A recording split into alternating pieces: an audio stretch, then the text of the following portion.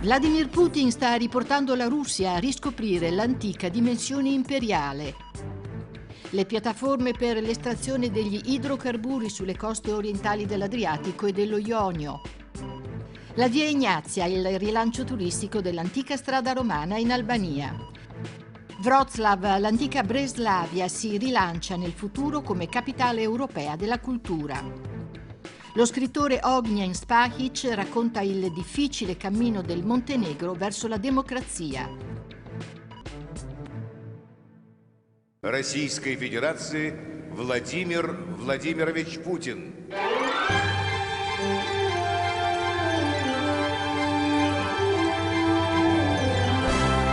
Vladimir Putin, il leader del Cremlino, in Russia gode di una popolarità immensa. L'intervento in Siria e la spettacolare annessione della Crimea hanno cementificato il prestigio dell'ex colonnello dei servizi segreti. L'opposizione liberale è ridotta all'osso, di fatto segregata in pochi salotti intellettuali di San Pietroburgo e Mosca. L'opposizione comunista è marginalizzata. A destra i gruppi ultranazionalisti trovano solo lo spazio che consente a Putin di presentarsi come centrista. Cesare Lamantia insegna storia della Russia agli studenti del corso di scienze diplomatiche internazionali di Gorizia. Perché Putin convince i russi?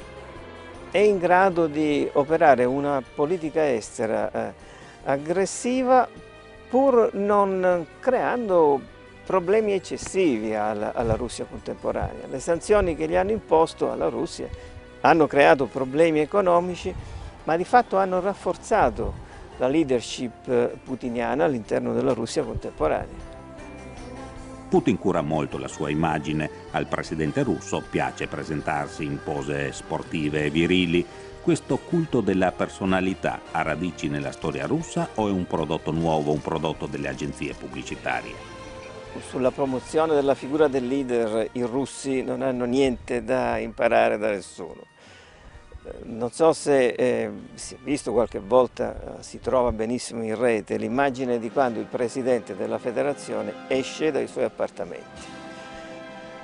Il culto della personalità è una costante all'interno della storia russa, sovietica, russa di nuovo. In un paese con pochi giornali indipendenti, lo scandalo sui paradisi fiscali di Panama non ha intaccato l'immagine di Putin, che secondo alcune indagini d'opinione è amato dai giovani, dalle donne e dai pensionati. Putin è un po' meno gradito dai maschi di mezza età. Alla propaganda tra i giovani è dedicato anche un cartone animato prodotto da un'organizzazione vicina al partito di governo Russia Unita, che rappresenta Putin come elimina e cancella funzionari incapaci e oligarchi corrotti. Putin nel cartone animato è inflessibile, deciso, rapido, un campione del popolo. Al di là della propaganda, però, la maggioranza dei giovani russi sinceramente appoggia Putin. Perché? Hanno un'organizzazione giovanile, quella di Russia Unita, che è molto vicina alle esigenze dei giovani, soprattutto dei giovani della città. Sono giovani rampanti che vedono in Putin il personaggio, il leader forte, che ha credito, che dà speranza, che ha dato stabilità. Con Putin in modo incondizionato stanno sia la Chiesa ortodossa sia soprattutto i militari. È un esercito che ha ritrovato un leader che crede in questo leader, che soprattutto comincia a essere vincente. Un nuovo corso militare che ha prodotto l'annessione della Crimea, la guerra nel Donbass e l'intervento in Siria con la spettacolare vittoria di Palmira. Nei fatti la prima sconfitta militare dell'ISIS, un successo che Putin vuole ora sfruttare anche in una trattativa diretta con gli Stati Uniti sul futuro dell'Ucraina.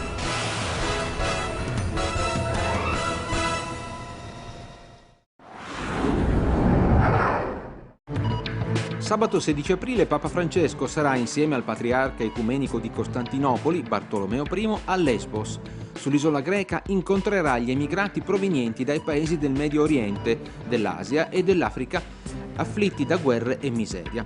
Il Papa ha recentemente invitato gli Stati europei ad essere più solidali nei confronti dei profughi. Bergoglio ha anche invitato tutte le parrocchie europee a promuovere, domenica 24 aprile, una colletta per aiutare il popolo ucraino duramente provato dalla guerra.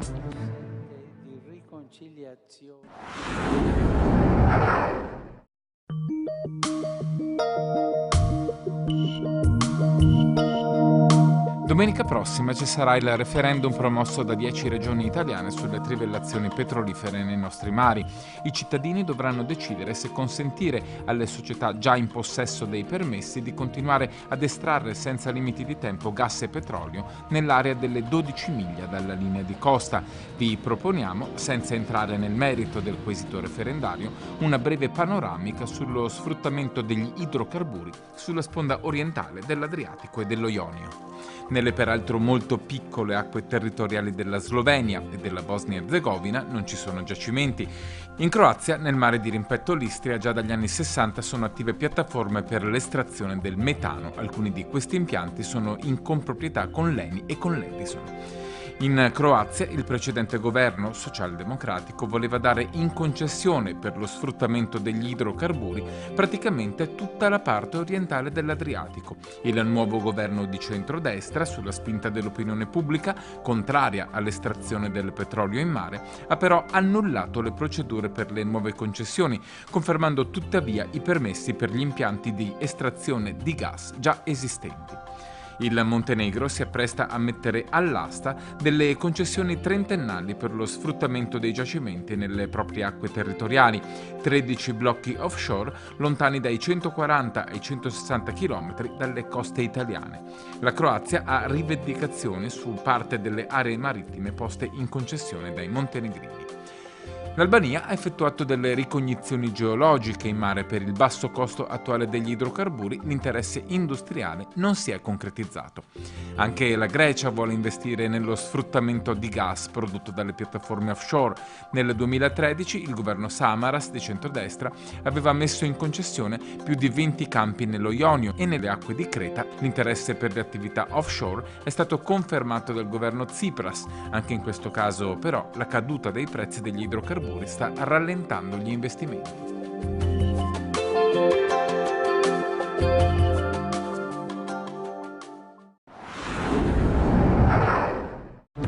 La guerra in Ucraina non trova sbocchi diplomatici, sia per l'intransigenza di Mosca sia per la crisi politica che sta travolgendo le istituzioni di Kiev. Il presidente Petro Poroshenko è coinvolto nello scandalo Panama Papers. Poroshenko avrebbe dirottato nei paradisi fiscali miliardi di dollari. Uno scandalo che in Olanda ha aiutato il fronte euroscettico a vincere il referendum contro gli aiuti dell'Unione Europea all'Ucraina. Il referendum non è vincolante per il governo di Amsterdam, che però, dal punto di vista politico, non potrà ignorare il risultato della consultazione.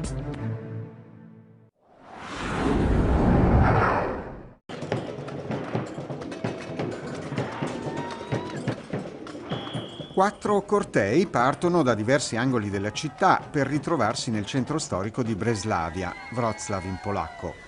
Il regista ha voluto rappresentare così i quattro spiriti della città capoluogo della Slesia, che insieme alla spagnola San Sebastian è la capitale della cultura europea per il 2016.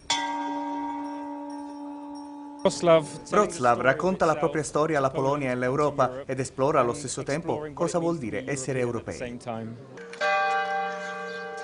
Il primo spirito di Wrocław è quello del pluralismo religioso, testimoniato dai diversi edifici religiosi della città, chiese cattoliche, evangeliche, ortodosse. E non manca una sinagoga, di fronte alla quale venivano radunati gli ebrei, poi deportati nei campi di concentramento. Rýnek, il centro storico, lascia a bocca aperta per la sua bellezza, tanto più che alla fine della Seconda Guerra Mondiale era poco più di un ammasso di macerie. Gli edifici storici, molti dei quali di origine medievale, sono stati tutti restaurati. Il secondo spirito di Wrocław è dunque quello della ricostruzione. Il fiume Oder ruppe gli argini nel 1997, allagando gran parte del centro. Anche in quell'occasione gli abitanti di Wrocław si rimboccarono le maniche vincendo lo spirito dell'alluvione. Edifici moderni in mezzo al tessuto urbano tradizionale. E questo è il quarto spirito di Wrocław, quello della innovazione. Centinaia di nuovi progetti hanno cambiato il volto della città. Effettivamente, negli ultimi anni a Wrocław si è imposta la tendenza in architettura non solo di mantenere e conservare l'eredità storica, ma anche di andare verso la sperimentazione, l'avanguardia. Quindi la città oggi vive di questa combinazione tra vecchio e nuovo. La storia di Wrocław è raccontata in una mostra nella sala municipale. Pezzo forte, un manoscritto di un'abbazia cistercense della fine del XIII secolo. Nel testo latino una citazione in polacco, la prima in forma scritta. A parlare un mugnaio che dice alla moglie «Macino io il grano, tu riposa». Il teatro Capitol, il più antico di Wrocław, si dà da fare per celebrare la capitale della cultura europea e per conquistare nuovo pubblico.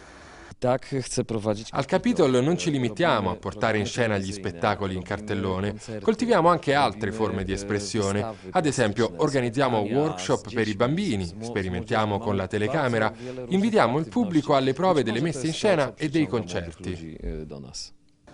L'ufficio di Wrocław, capitale della cultura europea 2016, coordina centinaia di spettacoli, concerti, incontri, performance, conferenze e molto altro. Uno dei criteri degli organizzatori è il coinvolgimento degli abitanti della città.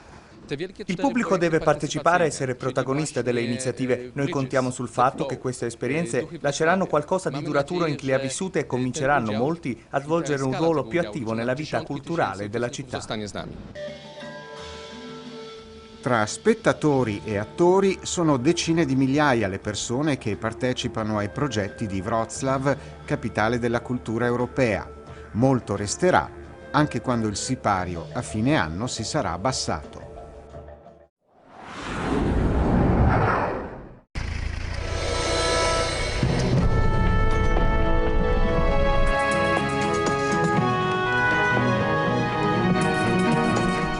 Ha visto transitare eserciti e mercanti, ha conosciuto battaglie storiche, è stata percorsa da legioni romane, predicatori, crociati e ottomani.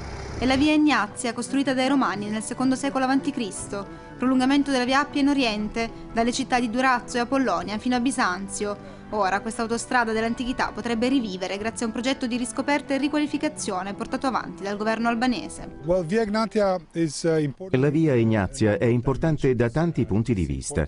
Grandi personalità della storia europea hanno percorso questa strada. È stata una via di comunicazione strategica per tanti popoli. E poi ha un valore simbolico. È un ponte tra Oriente e Occidente. È da quasi un anno che promuoviamo il progetto della via Ignazia.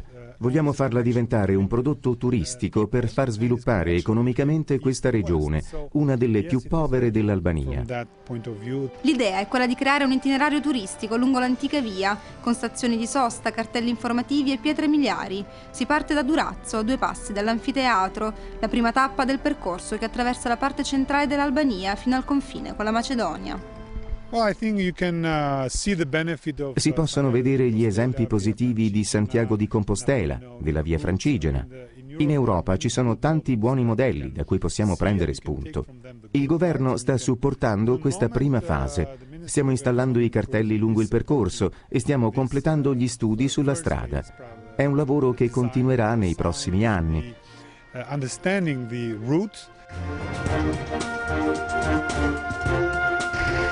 Il nostro viaggio sulle tracce della via Ignazia comincia da Miraca, piccolo villaggio non lontano dalla città di Elbasan. Con noi c'è anche una troupe della TV pubblica albanese. I responsabili del progetto ci guidano in una zona impervia fino a un piccolo ponte ottomano. Siamo solo all'inizio, ci dicono, tra l'interesse e la curiosità degli abitanti che non sembrano per nulla spaventati dalla novità. Aprirò le porte della mia casa ai turisti anche gratis, per ospitalità.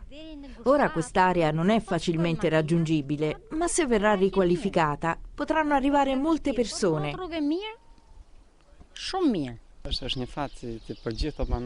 Io sono uno studente, mi occupo di turismo. Ho sentito parlare dei progetti su questa zona e penso che possano essere una grande opportunità.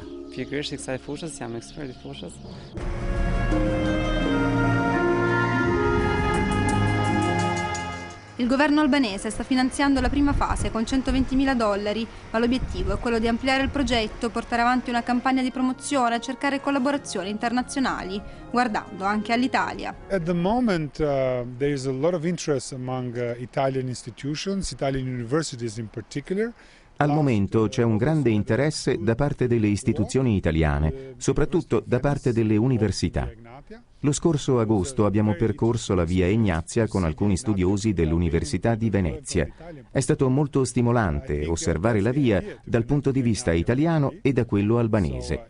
L'idea è quella di collegare questa strada con l'Italia. Se la via Appia diventa un'estensione di questo percorso, così come era nel passato, potrebbe essere una fantastica opportunità turistica. And Albania and the Balkans through extension of Via Appia to Via Egnatia.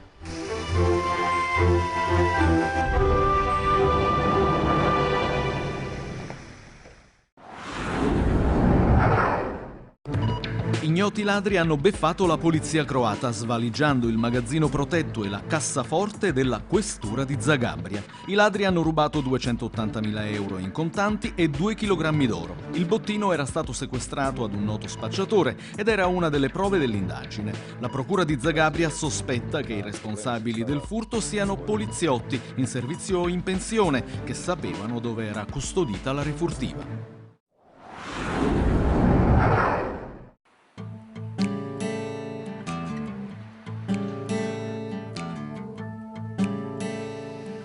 Incontriamo Ognjen Spahic, lo scrittore montenegrino che nel 2014 ha ricevuto il premio europeo per la letteratura alla Banja, cioè l'ex bagno turco costruito all'inizio del XX secolo sul fiume principale di Podgorica e trasformato grazie all'impegno della vulcanica Varja Dukic in una libreria intitolata a Raymond Carver, uno degli autori in cui le generazioni più giovani si riconoscono al di là delle appartenenze nazionali, ci dice Varja.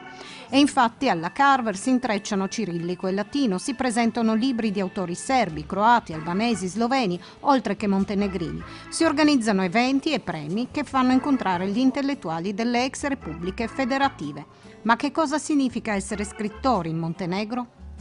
Taj papir ili ekran kompjutera je na isti način prazan. Il foglio bianco o la schermata vuota del PC sono uguali a Podgorica, Roma o Trieste. Questa è la maggior difficoltà per qualsiasi scrittore, perché crea in solitudine. Ma lo scrittore deve essere consapevole che sta suonando uno strumento, la lingua, che viene suonata contemporaneamente da 7 miliardi di persone. Ed egli deve sapersi distinguere con l'uso virtuoso della lingua. Nell'ex Jugoslavia si parlava il serbo-croato, lo sloveno e il macedone. Oggi ogni stato dell'ex Jugoslavia ha la sua variante linguistica, ma lei sostiene di scrivere per un unico spazio letterario che va da Podgorica a Zagabria. Ajde recimo da pokušavam da pišem za 7 miliardi. Beh, la mia ambizione è scrivere per 7 miliardi di lettori, potendo superare la Babele linguistica. Io scrivo in quello che veniva definito serbo-croato, che viene parlato da 25 milioni di persone, e questo lo considero un grande privilegio, perché è una delle grandi lingue europee, uno strumento maturo, dalle brillanti potenzialità espressive, con il quale mi trovo perfettamente a mio agio. C'è una grande confusione in Occidente attorno alla lingua parlata e scritta negli stati della ex Jugoslavia. Quindi preciso che da un punto di vista linguistico si tratta della stessa lingua. Le diverse denominazioni dopo la dissoluzione della Jugoslavia sono delle mere scelte politiche che definiscono, se proprio vogliamo, delle varianti dialettali e nulla di più. Sta agli scrittori preservare la ricchezza della lingua, mentre i mutanti linguistici che sono comparsi subito dopo la fine della Jugoslavia portano già i segni del tempo. Continua quindi a esistere una importante produzione letteraria degli slavi del sud, che compone la mappa della cultura europea. Il premio europeo ha effettivamente contribuito a darle visibilità in Occidente, perché le letterature di queste terre sono poco tradotte nell'Europa occidentale, con l'eccezione dello spazio tedesco. Vero è in parte, questo è dovuto alla confusione linguistica di cui abbiamo parlato, e in parte la colpa è anche del persistere della mentalità delle piccole e frammentate culture nazionali, poco riconoscibili all'esterno dei propri confini. Nel suo romanzo I figli di Hansen del 2004 i protagonisti sono lebbrosi che fuggono dalla Romania e raggiungono nascosti nella stiva di una nave Vienna, dove nessuno li vuole. Appare una metafora di quanto accadeva con i primi emigrati dai paesi dell'est e soprattutto di quanto sta accadendo oggi con gli immigrati, trattati come fossero dei lebbrosi. Guardi, a me fa molto piacere che si pensi anche in termini di questa metafora alla quale io non ho pensato scrivendo il romanzo 10 anni fa. La lettura vale quanto la scrittura di un testo e tutte le interpretazioni successive di un testo non fanno altro che arricchirlo. Ma quando inizio a scrivere, confesso, non so che cosa accadrà nella pagina successiva. Così, anche iniziando a scrivere I figli di Hansen, non ho pensato a un messaggio o a una metafora definita, altrimenti sarei finito in un vicolo cieco.